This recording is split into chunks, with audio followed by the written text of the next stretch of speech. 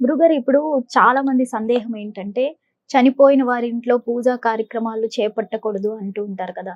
అసలు నిజంగా చేపట్టకూడదా గురువుగారు? ఒకవేళ చేపట్టకూడదు అంటే అది ఎన్ని రోజుల వరకు చేపట్టకూడదంటారు? ఓం నమ శివాయ నమ. జాయ్ కొండదేవతాయ నమ. అయితే అమ్మా, చనిపోయిన వాళ్ళు హ్మ్. ఇంట్లో ఎన్ని రోజుల వరకు పూజా బలం అనేది మనం హ్మ్. చేయకూడదనేది మీ సందేహం అనేది ఉంది. అవును గురుగారు. అయితే అమ్మా, మనిషి చనిపోయిన తర్వాత హ్మ్. ఆ జీవి అనేది కొద్ది టైంలో హ్మ్. అలాగ వెళ్ళిన తర్వాత ఓకే.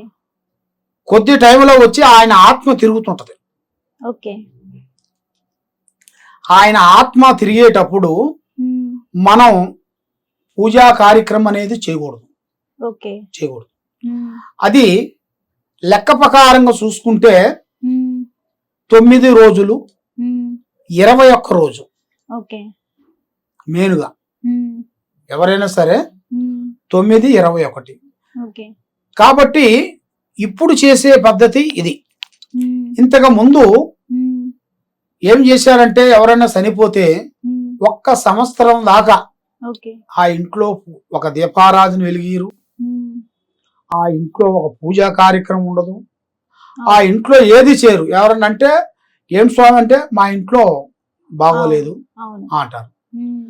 బాగోలేదంటే ఆయన ఆత్మకి శాంతం కావాలి. ఆయన ఆత్మకి శాంతం అయితేనే ఆ ఇల్లు బాగుంటది. ఓకే. ఆయనకి ఆత్మకి శాంతం లేనిది ఆ హ్మ్. ఇల్లు ఎలా బాగుంటది? ఓకే. నువ్వు సంవత్సరం దాకా హ్మ్. ఏ పూజ ఏ కార్యక్రమం చేయకోకుండా ఉంటే ఆ ఆత్మకి ఎలా శాంతి ఉంటది? ఓకే. కాబట్టి 21 రోజు హ్మ్.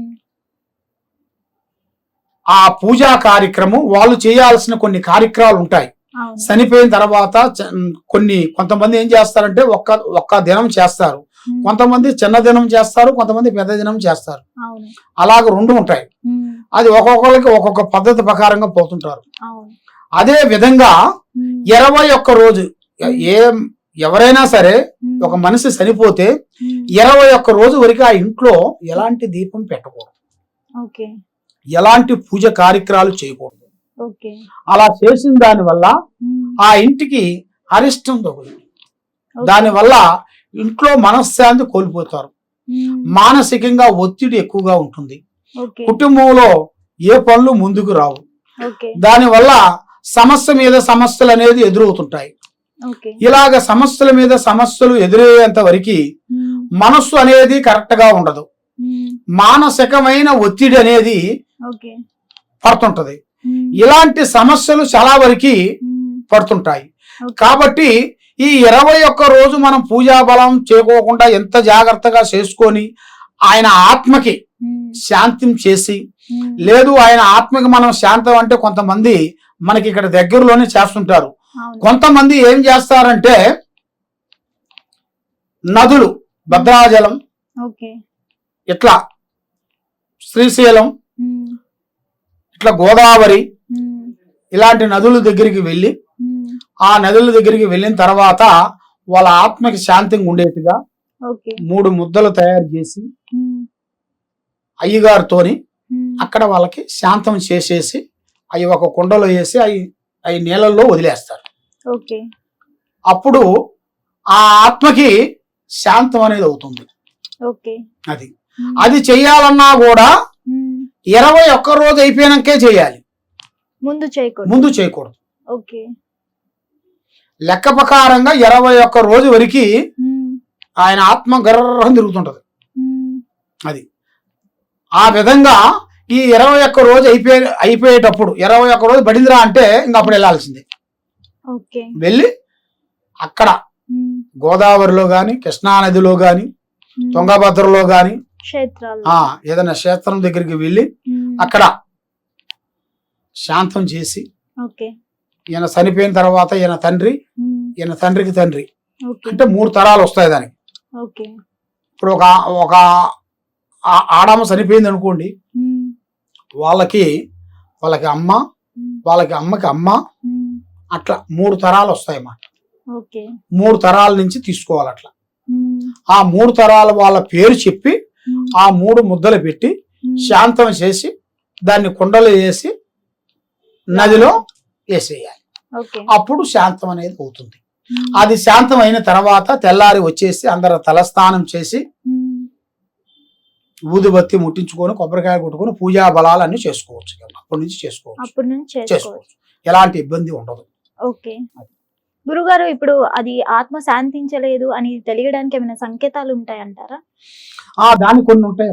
ఉమ్, కొంతమంది అకస్మాత్తుగా చనిపోతుంటారు. అవును. కొంతమంది జబ్బులు వచ్చి చనిపోతుంటారు. ఉమ్, కొంతమంది ఓకే. ప్రయోగంతో చనిపోతుంటారు. ఉమ్, కొంతమంది యాక్సిడెంట్ లో డక్కన ఎగిరిపోతుంటారు. ఉమ్, కొంతమంది ప్రేమ సక్సెస్ కాలేదని చూసేది. చనిపోతుంటారు. ఉమ్, ఇలాంటి అకస్మాత్తుగా చనిపోయిన వాళ్ళకి ఉమ్. వాళ్ళ ఆత్మ అనేది పైకి పోదు. అకాల మరణం చెందిన ఆ వారికి. అకాల మరణం చెందిన వాళ్ళందరికీ ఉమ్, వాళ్ళ ఆత్మ తిరుగుతూనే ఉంటది, గిర్రని తిరుగుతుంటది. ఓకే. అప్పుడు ఉమ్, దానికి ఒక శాంత కట్టు అనేది ఒకటి ఉంటది అన్నమాట. ఓకే. శాంత కట్టు అనేది ఒకటి ఉంటుంది. అంటే ఆయన ఆత్మకి ఉమ్, శాంతం అయ్యిందా, ఉమ్, శాంతం కాలేదా, ఓకే. దానికి జ్యోతి అంజన, ఉమ్, జ్యోతి అంజనం అనేది ఒకటి ఉంటుంది. ఓకే. ఆ జ్యోతి అంజన, ఉమ్, జ్యోతి హోమం, ఓకే. ఈ 2 ఉంటాయి. ఉమ్, ఈ 2 చేస్తేనే ఆయన ఆత్మ ఎలా ఉంది, ఏ విధంగా ఉంది, ఓకే. మరి ఆయన ఆత్మ ఒక రకంగా ఉందా, మరి ఇంట్లో మరి తిరుగుతుందా, అప్పుడప్పుడు వచ్చి మన మీద వాలిపోతుంటుంది. కొంతమందికి, ఓకే. చాలా మందికి ఉమ్, వాళ్ళ ఒంట్లోకి వచ్చేసి కొన్ని పిచ్చి పిచ్చి పనులు చేసేసి మళ్ళా ఆటోమేటిక్ మళ్ళీ యథాదుకుంటారు. అవును. అమ్మా ఏం చేసావు రాత్రి అంటే అంత పిచ్చి పిచ్చి మాట్లాడావంటే నేను ఎప్పుడు చేశాను, గుర్తుండదు. నాకు గుర్తులేదు, ఉమ్, అసలు ఏం జరిగింది అడదు. ఉమ్, రాత్రి తెల్లవారు తిడుతుంది. ఉమ్, తిట్టిన తర్వాత మనం అనుకుంటాం ఎందుకు తిడుతుందా ఉంటాం, కానీ ఆమె తిట్టేది కాదు అది. ఉమ్. అది మనసులో ఉండాల్సిన ఆత్మ అలా అనిపిస్తుంటది. అంటే గురువుగారు, ఇప్పుడు మీరు 21 రోజుల వరకు పూజా కార్యక్రమాలు చేపట్టకూడదు అన్నారు కదా, ఉమ్, ఉమ్. ఆత్మ తిరుగుతూ ఉంటుంది అన్నారు కదా, మరి ఈ పూజా కార్యక్రమాలు కూడా మనం చేయకపోతే ఆత్మ వల్ల ఏమైనా ఇబ్బంది కలిగే అవకాశాలు ఉన్నాయంటారా? ఇప్పుడు 21 రోజు వరకు పూజా కార్యక్రమాలు చేయకూడదమ్మా. అవును, ఈ 21 రోజు అయిపోయిన తర్వాతే చెయ్యాలి. ఇది చెయ్యాలి. ఉమ్, ఈ లోపు ఆత్మ తిరుగుతుంది ఈ ఆత్మ అన్నారు కదా, తిరుగుతూనే ఉంటది. ఇక దాని వల్ల ఏమైనా ఇబ్బంది ఉందా? దాని వల్ల ఇబ్బంది ఉండదు. 21 రోజు వరకు మనల్ని ఏం చేయదు. ఇక ఏం చెయ్యదు. ఏమి ఇబ్బంది పెట్టదు. 21 రోజు అయిపోయిన కాడి నుంచే ఉమ్, అప్పుడు అది మనకి చెడుగా భావించేటప్పుడే మనం దీనికి శాంతం చేస్తే ఉమ్, అప్పుడు క్లియర్ క్లీన్ అయిపోతుంది. అయిపోతుంది. ఓకే. ఆ విధంగా ఉంటుంది. ధన్యవాదాలు. ఓం నమః శివాయ.